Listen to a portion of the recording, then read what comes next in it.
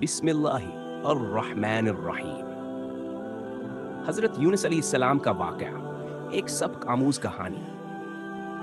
ये कहानी हमें कुरान मजीद के मुख्तलिफ मकामात से मिलती है, ख़ास तौर पर सूरा साफ़ात, सूरा यूनुस और सूरा अल-अंबिया में। हजरत यूनुस अलैहिस्सलाम का वाक़या सब्र, तौबा, अल्लाह की रहमत और इसकी बेपाया कुदरत का मुज़हर है।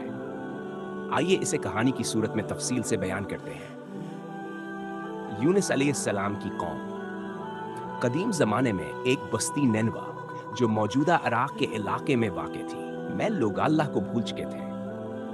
वहबतों की इबादत करते, झूठ बोलते, चोरी करते और हर किस्म के गुनाहों में मुब्तला थे।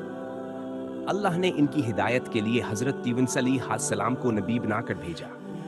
हज़रत यूनुस अलैहिस्सलाम ने अपनी कौम को अल्लाह की तरफ बुलाया और उन्हें समझाया, कहो है सिर्फ़ा कि अल्लाह की इबादत करें, गुनाहों से बाज आएं और अपनी ज़िंदगी को नेक रस्ते पर ले आएं। लेकिन उन लोगों ने न सिर्फ आपकी बात को झुटलाया बल्कि आपका मजाक भी उड़ाया। वह अपनी इस दौर गुमराही पर डटे रहे। 2. यूनुस अलैहिस्सलाम की नाराज़गी और रवानगी। हज़रत यूनुस अलैहिस्सलाम ने अपनी कौम को बारहा तंबिया की, लेकिन ज़बान लोगों ने हिदायत कबूल करने से इनकार कर दिया तो आप नाराज़ हो गए और अपनी बस्ती को छोड़कर चले गए। आप अलैहिस्सलाम ने सोचा कि यह लोग कभी ईमान नहीं लाएंगे और उन पर अल्लाह का अज़ाब नाज़िल होगा। यहाँ हज़रत यूनुस अलैहिस्सलाम ने जल्दबाजी की और अल्लाह का हुक्म आए बगैर अपनी कौम को छोड़ दिया। अल्लाह ने उन्हें आजमाइश में डालने का फैसला किया ताकि उन्हें सिखाया जाए कि सब्र और अल्लाह की मर्जी का इंतज़ार सबसे ज़रूरी है। कश्ती और तूफान। हज़रत यूनुस अलैहिस्सलाम एक कश्ती में सवार हो गए जो समंदर की तरफ जा रही थी। 2 रौन सिफर समंदर में एक खौफनाक तूफान आ गया और कश्ती डूबने के खतरे में पड़ गई। कश्ती के मुसाफिरों ने सोचा कि यह तूफान किसी के गुनाहों की वजह से आया है। चुनांचे उन्होंने कुराह अंदाजी का फैसला किया ताकि मालूम हो सके कि कौन जिम्मेदार है।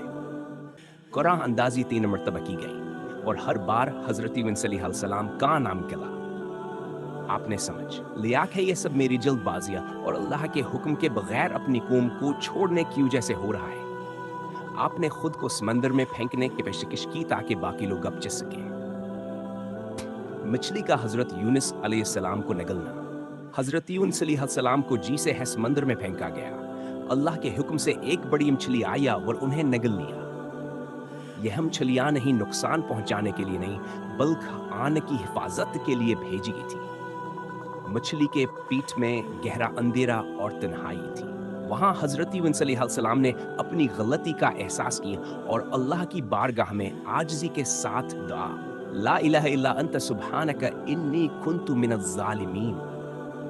अल्लाह, तेरे सिवा कोई माबूद नहीं, तो पाक है, मैं बेशक जालिमों में से हूँ। हज़रत यूनुस अलैहिस्सलाम ने दिन रात अल्लाह से मुआफ़ी मांगी। अल्लाह को उनकी दुआ और तौबा बहुत पसंद आई। अल्लाह की रहमत और नजात। अल्लाह ने हज़रत यूनुस अलैहिस्सलाम की दुआ कबूल कर ली और मछली को हुक्म दिया कि उन्हें साहिल पर छोड़ दें। मछली ने उन्हें एक वीरान जगह पर उतार दिया जहां आप बहुत कमज़ोर और बीमार थे। अल्लाह ने उनकी हिफाजत के लिए वहां एक बैल का पौधा उगा दिया जिसके साये ने उन्हें धूप से बचाया और उनके लिए खुराक फराहम की। कौम की तौबा और हज़रत यूनुस अलैहिस्सलाम की वापसी। जब हज़रत यूनुस अलैहिस्सलाम सेहतयाब हो गए तो अल्लाह ने इन्हें हुक्म दिया कि वो अपनी कौम के पास वापस जाएं। आप अपनी कौम की कै तरफ लौटे और हैरानी की बात यह थी कि वो हस्ब अल्लाह की तरफ रुजू कर चुके थे। जब हज़रत यूनुस अलैहिस्सलाम आने छोड़कर गए थे तो उन पर अल्लाह के अजाब के आसार जाहिर होने लगे थे। यह देख कर वह खौफजदा हो गए। उन्होंने अल्लाह से माफ़ी मांगी और ईमान ले आए। हज़रत यूनुस अलैहिस्सलाम ने अपनी कौम को अल्लाह की हिदायत पर चलते हुए पाया। वह अपनी कौम के साथ खुशी से जिंदगी गुजारने लगे।